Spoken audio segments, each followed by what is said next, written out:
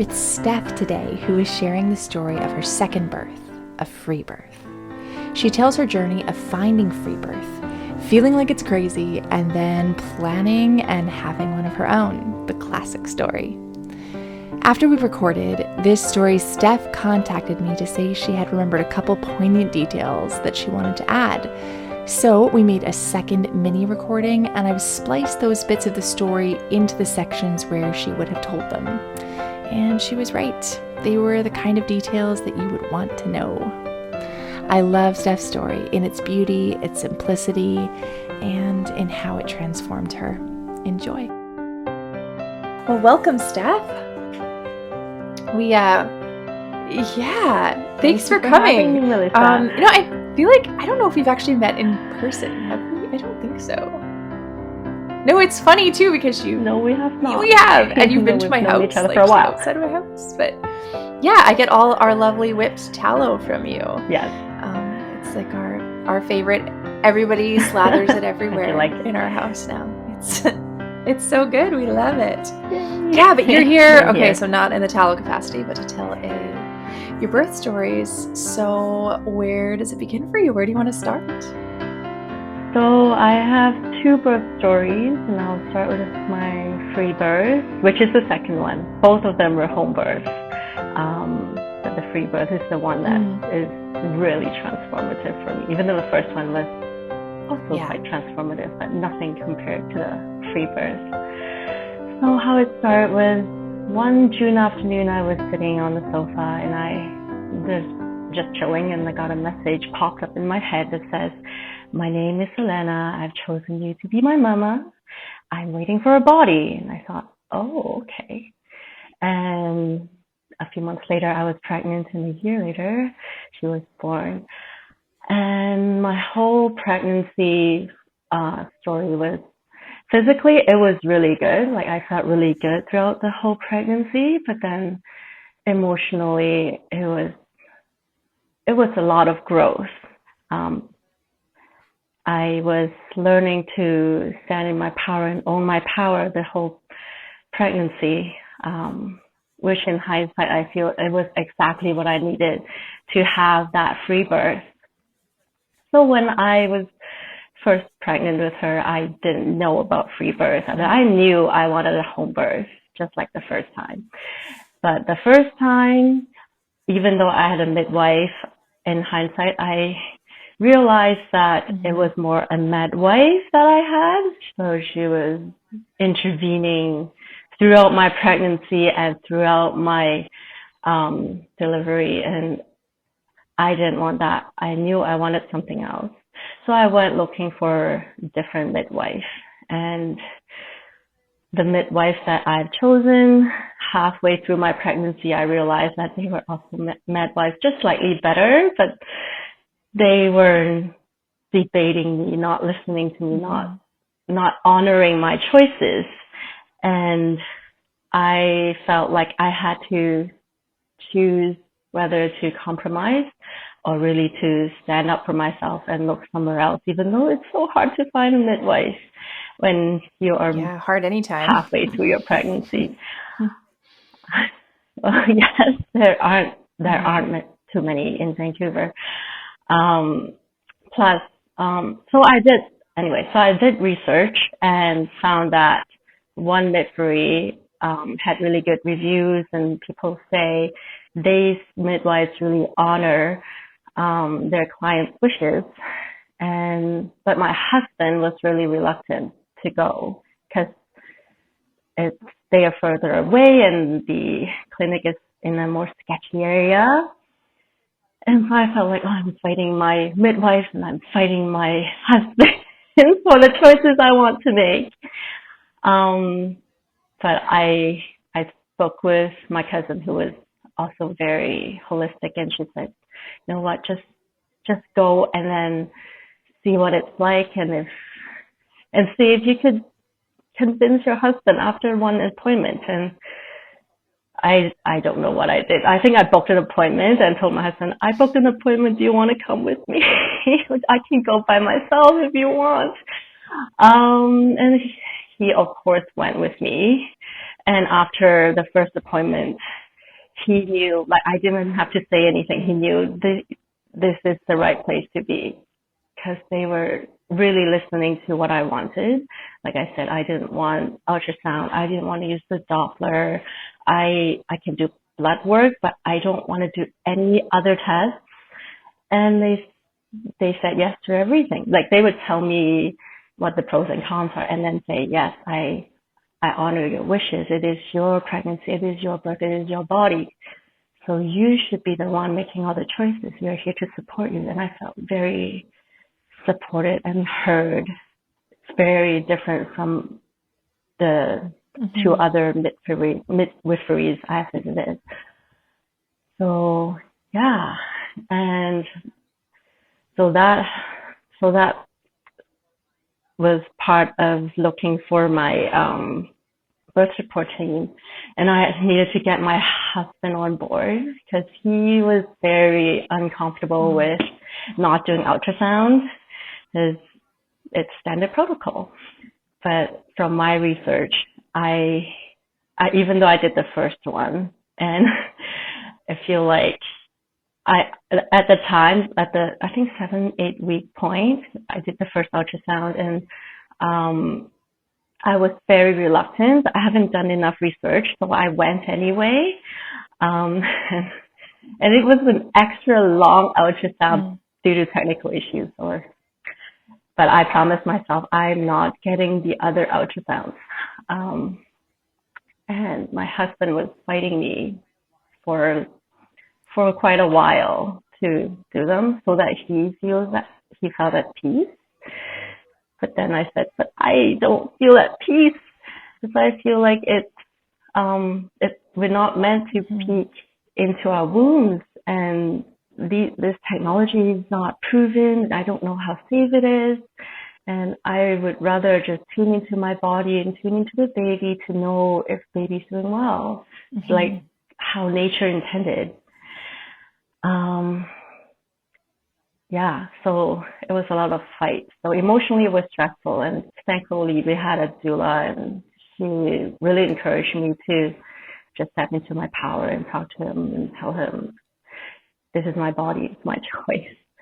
And yeah, so I've learned over the few months of pregnancy that I don't need to ask for permission for what is done to my body and to my baby, that I don't need to prove, I don't need to provide any evidence to support my choices.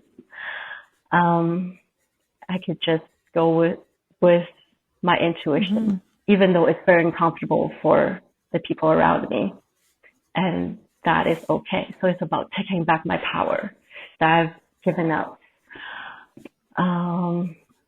And if I backtrack a little bit, when I was interviewing for doulas, I met one doula who freebirthed and told me about her freebirth story that she just went through a few months ago, I think. And I was mesmerized, and I've never thought about freebirthing. I thought like birthing with a midwife and home birthing is like the ultimate, right? And right, and then I'm like, free birthing? Wow, that is like the ultimate of the ultimate. I don't know if I could do that. So at first I dismissed it, and I thought, no, it's not for me. I can't do it. But then as I stepped into my power, I felt like maybe I can do it. Like we were designed to do it. All the animals can do it. Why can't we do it? And I kind of forced my husband to support me. He's scared of blood.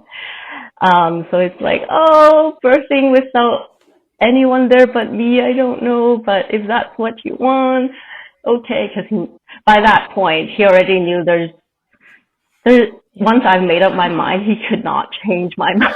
So he might as well say yes. So that's what happened. So he said yes, and the doula, she shared a lot of information with me about how she prepared for her birth. So in the 3rd trimester, I followed her guidance, and she said she visualized her birth, her birth, her dream birth. And that's what I did every single morning. The first thing I did was to sit there and visualize that dream birth of mine, how it's like calm and it's quick and easy. Well, maybe not easy. Yeah. You can dream. Uneventful. And yeah, I asked for easy, but it was not exactly easy. But I imagine I would felt triumphant at the end, and I asked for orgasmic too. That didn't happen, but I got pain free. That was really cool. Because I didn't even know it was possible until I was in the midst of it, that birth could be pain free. Yeah, so every day for those 3 months, I was meditating first thing in the morning, visualizing, and I also wrote down my birth plan. I gave everyone, so everyone as in just my husband and the doula, exactly what they can and cannot do and their roles at my birth. Yeah, and I felt like, okay, I've done what I could do. And I just enjoy being pregnant and being one with the baby. And time flew by, and it was my guest date. And I was so convinced that I would not deliver on my guest date, that I have not prepared for birth. Like, I haven't bought anything that I wanted for my birth. I was planning to buy on that day, but nature How had many other weeks plans. were you? That it was exactly 40. So for both of my births, it's exactly 40 weeks on the dot. So the night before my guest date, I was having some contractions, and I thought, oh, must be Braxton Hicks. It can't be it. And so I went to sleep. But then by 4 o'clock, it was too intense for me to stay asleep. So I went to dance while hugging my pregnant belly and talking to the baby. And I put on a tense machine because it was my best friend during my first birth. It helped me manage my pain during the first birth, but this time it did not work for me. So I took off the tense machine and kept dancing, swinging, and bouncing. And then by 8 o'clock, my husband was still like doing the dishes. We haven't even scrubbed the tub yet. And we called the doula and asked her if she could come so that my husband could go to Whole Foods to buy the stuff I needed for birth, because I still thought I needed stuff for birth, like the energy drink and the candle for burning the cords and stuff. And the doula said, I think it's not a good idea for your husband to go up. You guys stay there. You'll be fine without the energy drink. It's okay. I'll come right over. And she said to fill the tub with warm water and go in, and either my birth will pick up or it will slow down. And I thought it would slow down. So I thought, oh, maybe I'll finally get some rest before I birth. But no, it did not slow down. It picked up. Yeah, so I started being on all fours, and it was really interesting. Like the first birth, I was told what position to hold. I was told how to breathe. I was told when to push. And this time, I was on my own with my husband, and there was just images flashing in my mind telling me what positions to take, and I followed them. And it was like I was one with my body, and my body was communicating with me. And I know my body's always communicating with me, but this time it's like really clear. Like I understand what the body's telling me. And my husband was like lovingly attending the birth next to me and kissing me and filling the tub with warm water and keeping me hydrated. And yeah, it was really, really nice. although it was intense. I felt Was very your other supported, little but it guy was there very too? intense. And I also, he Oh yeah. was, but he was sleeping. I thought he would be there to watch because he wakes up so Hmm. easily, but that day he just slept through me, like not screaming, but being really That's loud crazy, and eh? howling. He just slept through the whole Hmm. thing. It's so strange. Yeah. Anyway, so I was there on all fours, and it felt like a big ball of energy pulling Mm. downward through me, trying to get through me. But it wasn't me pushing. So it was very different from the first time when I was like physically trying so hard to push. This time it was the uterus, I Hmm. think, must be pushing down. And and and that's when I realized that I wasn't feeling any pain, but it was intense. So it was hard, but it wasn't painful. I had quite a few leg cramps throughout my pregnancy, and in the past, I would have tried to stop them, resist the pain, but there was this one time that I decided to try something different. And so what I did was, oh, I'm gonna lean into the pain and really feel it and feel the depth of it and see what happens. And to my surprise, the pain disappeared. And I thought, oh, that's interesting. And the next time I tried again, and the same thing happened. And so throughout my pregnancy, whenever I had a leg cramp, I would practice surrendering and not fighting the pain and leaning into it, feeling the pain, almost welcoming it, letting myself submerge into the pain. And every time the pain would disappear. And I feel that this practice has really helped me experience a painless birth because I Mm. was used to surrendering to pain and not resisting. And yeah, I thought, What made you think of that? Like, what made you think I should surrender to it? I can't remember why Mm. I thought that. The idea just came to me in that moment, Mm. and I decided to try it, and it somehow worked. And I want to share this in case, hopefully, it would work for other women as well. Yeah, pain is such an interesting thing, hey? Like, how it works in our body. Like, part of it is perception and what's happening all around you. And then Hmm. it is objectively happening in your body, but we can change it with our thoughts. Yeah, It's such a yeah, fascinating piece. it is very fascinating. I wouldn't have believed it if I didn't experience it firsthand multiple times. It's really amazing how powerful our minds are. Hmm. I agree. I totally agree. And you found that in labor you were able to replicate that, like you could have that same experience. Yeah, I was able to. It was because I practiced so many times already. I feel like I didn't even have to think about it.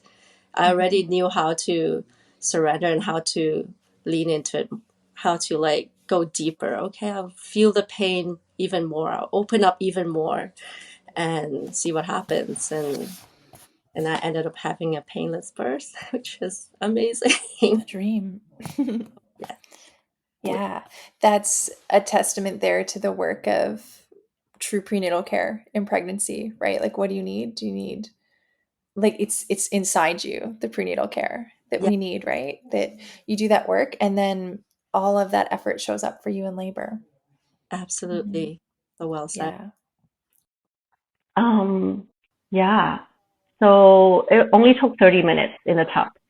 And towards the end I was like howling. I've never howled before like a wild animal. So I thought, wow, I thought it was really cool. I was meeting like this wild woman inside of me that I didn't know existed in me. And then came the fetal rejection reflex, Mm. and the baby just squeezed out of Mm. me. No tearing and no pain. all was quiet for a while. The lights were off the whole time. All was quiet. The baby was underwater facing down. And because I didn't have the ultrasound, I didn't know it was a boy or a girl. But I did have a name that the baby spirit had chosen. I still wasn't sure. So I slowly scooped up the baby and put it onto my chest and felt her for a little while, and then finally checked to see if it was a boy or a girl. And of course it was a girl, and it was Elena. Oh my gosh, it was so magical. It's so transformative. Like, I so want to experience again, and I would hope every woman could experience this transformative, empowering experience. Oh, it's really an initiation into motherhood. Like, it's an experience that tells you your body has so much wisdom. It knows exactly what to do, and you are so powerful. You also know what to do already. It's all encoded in you. You don't need to look outwards. You don't need someone telling you what to do. I so wish I had it the first time, but looking back, I also know I wasn't there. The maturity level, the faith, the spirituality level was just not there.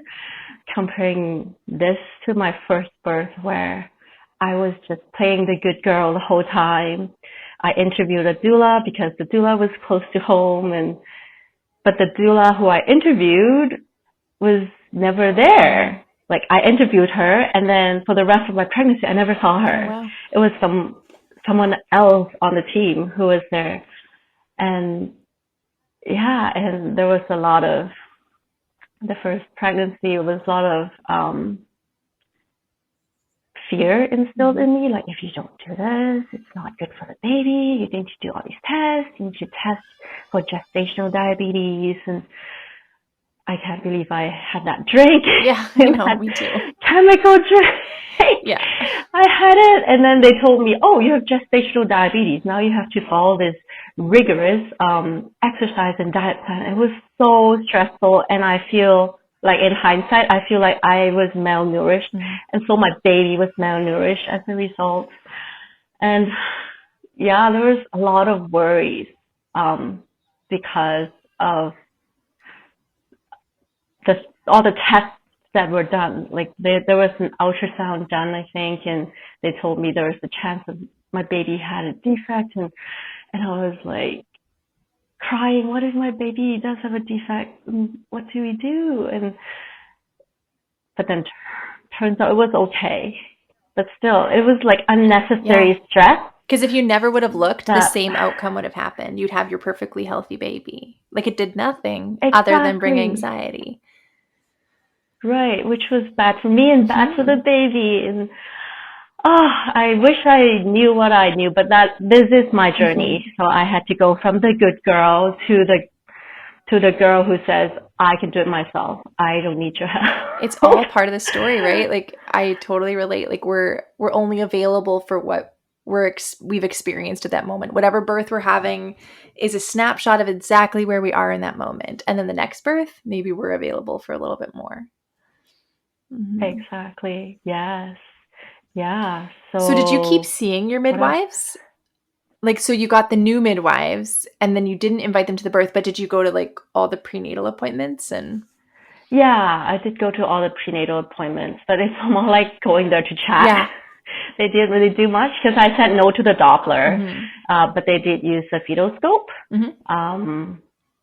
So there isn't much they can do. It's nice going to chat. I actually missed that in my last birth. I had a wild pregnancy, so I had no midwives. I had no medical care. And I was like, man, I do kind of miss going and chatting, though. I did like chatting with them. That's true. It's nice to chat with someone. And then did you call the midwives after your birth? Yes, I called her after the birth. So she came and weighed the baby and did no test, guys, because I said, no, I don't want the vitamin K drop, and I don't want my baby pricked. I just want her weighed and measured, and I just want the documentation done by you. That's it. So she just did just that. Initially, she was hesitant to let me have a free birth. She was honoring my wishes, but she was hesitant. So she told me, yes, I've witnessed one free birth before, but it was a very athletic woman, and I am not athletic at all. Like that has anything to So do I with thought, it. That's funny. I don't know. That's what she said. And I said, well, I still want to do free birth. And she said, can I at least leave my equipment at your place and your birth? And I said, no, I don't want any equipment. I will call you when I'm ready for you to come. And she honored that very hesitantly, but she did. So I'm very grateful for that. Yeah. No, that's lovely. I know, like in a lot of the stories I listen to, people don't tell their midwives that they're going to free birth. So it's lovely. I mean, this idea that they let us do anything is crazy, right? Like, like Right. we're going to agree or we're not. We're adult women who can make decisions about our bodies. But it's nice that it's always nice when someone is willing to honor that truth that we are adult women making decisions about our bodies and support us in what care we're looking for. Exactly. Yeah. So I'm grateful. And how was your postpartum and your breastfeeding experience? Oh, it's night and day comparing to the first birth. So this time after the free birth, the baby was quite alert when she's awake. And breastfeeding was a breeze. It was so easy. The milk came in early. And also she was starting to sleep through the night by like 2 weeks. Oh, wow. If I weren't trying to do elimination communication, she would probably sleep through earlier. But I kept like taking her every time she started to fuss. I tried to take her to potty and so she can sleep through. Otherwise, I feel confident that she would have slept through much earlier. Wow. My 3-year-old still doesn't sleep through. Every baby's different. I hope your baby sleeps through soon. The first time the milk came in late, and I was trying to time the nursing because that's what my midwife said to do. Like, you don't feed the baby yet. You need to time it. And I was like engorged and had fever. It was so uncomfortable. And and also my supply came in late, so I had to feed formula. So I didn't know of alternatives back then. So I felt like I had to feed formula. And it was, and then because the first pregnancy it was highly intervened, I feel like I had the oxytocin shock. I had stitches, and I was so uncomfortable. Like I couldn't even sit. This is all at your home birth? You said you had home birth the first time? Yeah. Home birth. It was, like every time I sat, it stung. It for 3 weeks, and I was swelling. My feet were so swollen. I had to wear my husband's shoes. None of this happened in my free birth. It was so smooth, so easy. Well, I guess this free birth, I had a tiny bit of swelling, but then I just ate some fruits. I think strawberries, and it went away. Like one day and a half, and it was nothing comparing to the first time when I had to wear my husband's shoes. I could still wear my own shoes. So for postpartum,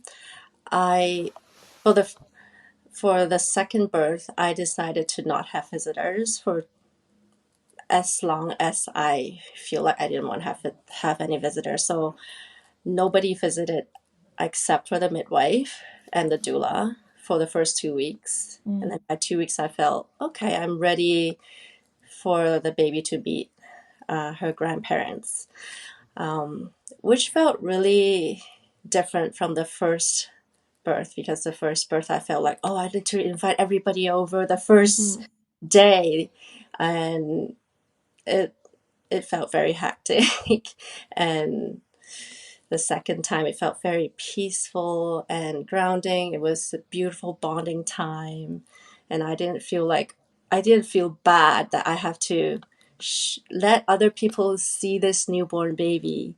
Um, and it's nice to have that bubble, that bliss to our family while we try to bond as a new family of four.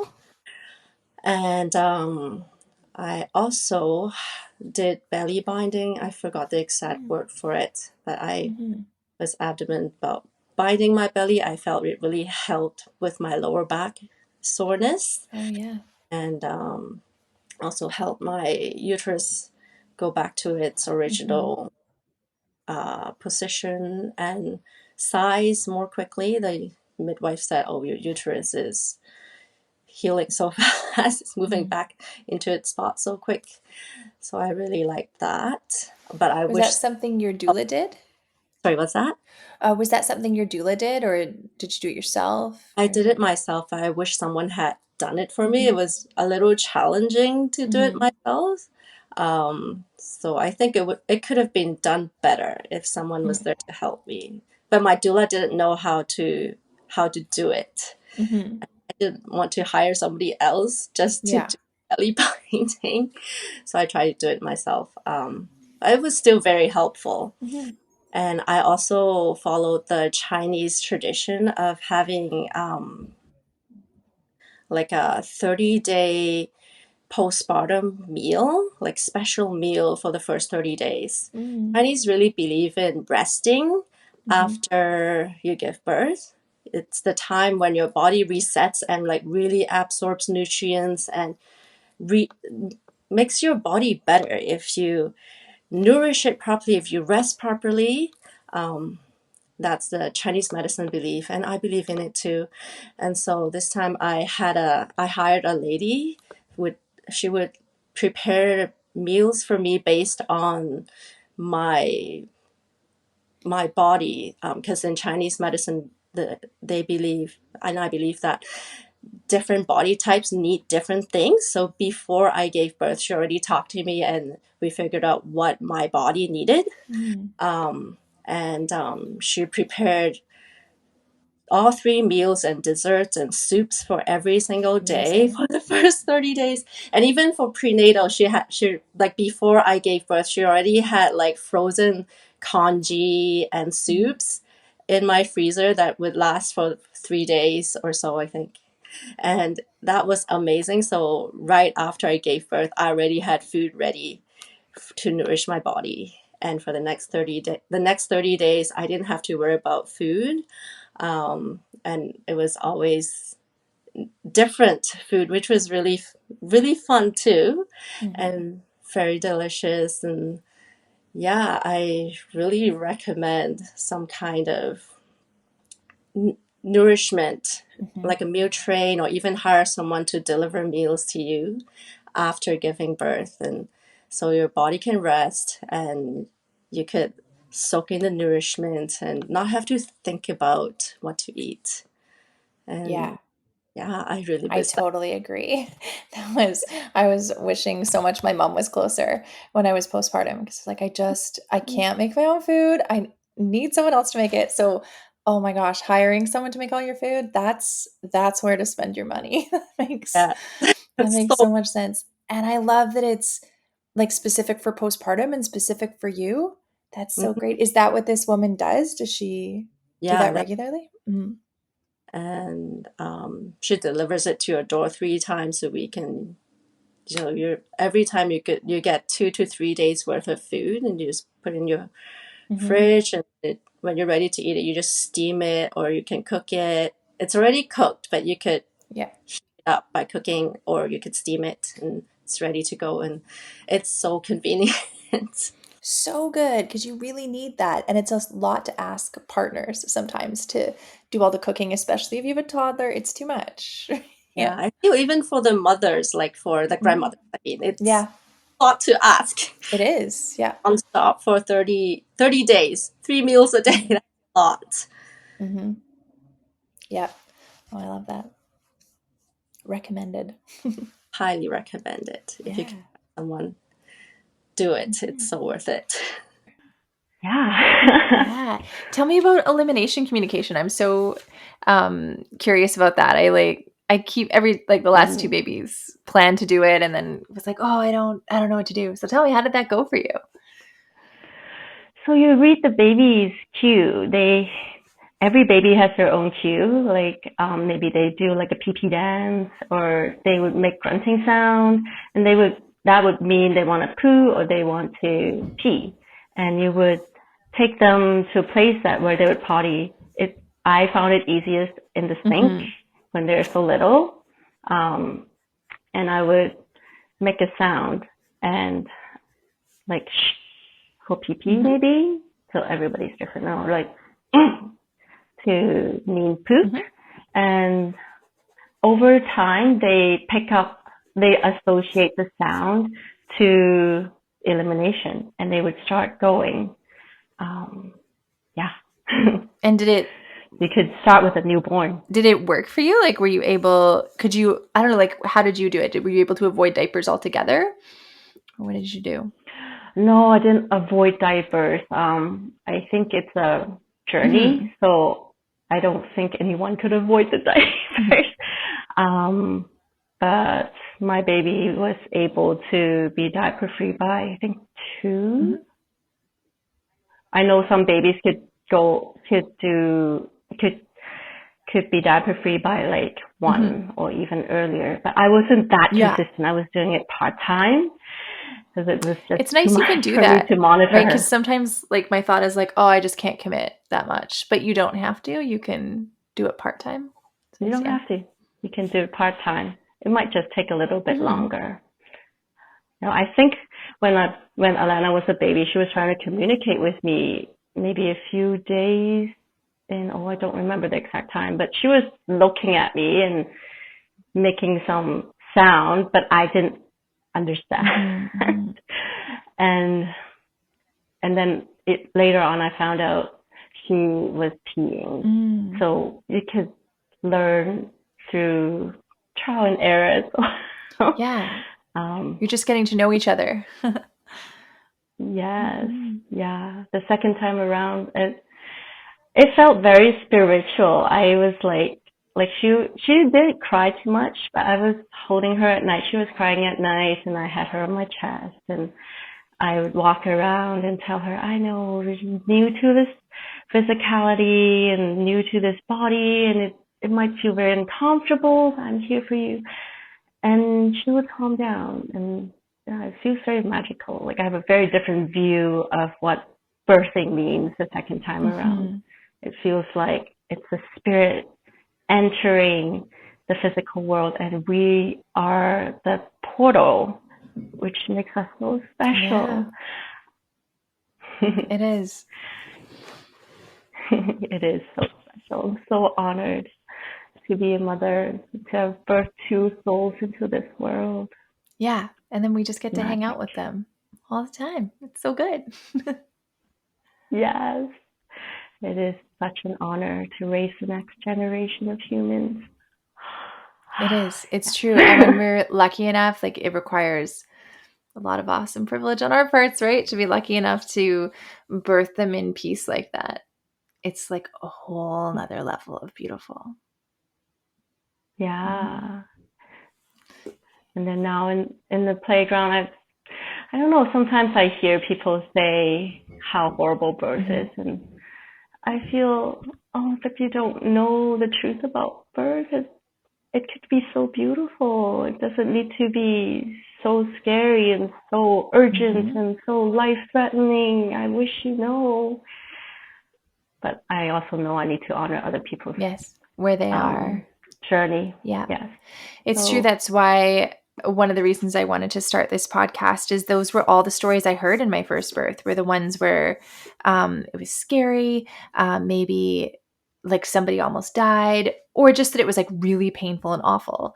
And after my first birth in a hospital, that was also the story that I had. Like, it wasn't emergent, or like nobody, I didn't almost die, or there was nothing scary, but it was scary, and then it was so intense. And I thought, birth is terrible. Like, you should just get an epidural. Like, why didn't I get an epidural? And I had to go and attend more births and then become a doula and see that there's another way that birth can be done. And I was like, where are those stories? Where are those? And then I've had 2 free births since then. And there's so much space for other stories. And you're right. We have to honor the experience people had. And like, sometimes they're not asking, right? They're not being like, what was birth like for you? They're just, and sometimes it's hard for them to hear stories that are different. They're just telling their stories. But if we can make a space for people who are searching for those other kind of stories, let's tell those stories. Just so you can know that's possible. Yeah, like if you don't know it's possible, maybe you can't call it in. You can't make space for it, because this kind of birth, unfortunately, in our culture doesn't just happen. Almost never. Like, you can't just show up to the standard community care and get this kind of birth. You have to know it's possible and then make choices around your birth so that you can have it. So the only way we can do that is to share our stories then. Exactly. Like, if the doula who I interviewed did not share her free birth story, I would not have looked into free birth stories. I also listened to a lot of free birth stories throughout my pregnancy as a result, and I wouldn't have that vision and that courage to do it myself. Yeah, I agree. Me either. You know, like the first time. Go ahead. Yeah, I hope my story could inspire some people to also step up and stand in their power. You women are so powerful. Yes. Yep. Or like plant a seed toward it. It's a thing you can look at and a thing. Yeah. Something you can seek out. The first time I heard about free birth, I was like, that's insane. Like, who would do that? Right. And then I heard about it a few more times. I was like, oh, okay. Okay. There's something there. I'm going to listen to some stories. And then I'm hooked. Right. It's so good. And really, it's like the power of story, and also like you hearing the story of someone I actually had met then, not just like a podcast from somewhere else in the world, but somebody who lives near me, who's like me, who did this and had this amazing experience. That means it's possible for me. Yeah. And it always was. I just didn't know that was available to me. But as soon as I knew, right, it's like it unlocks the door, and now it's mine. Yeah. So exciting. Yes. I also shared my birth story with my 2 soul sisters, and both of them have free birth as a result. Oh, that's so beautiful. Yeah, we're creating communities. Yes.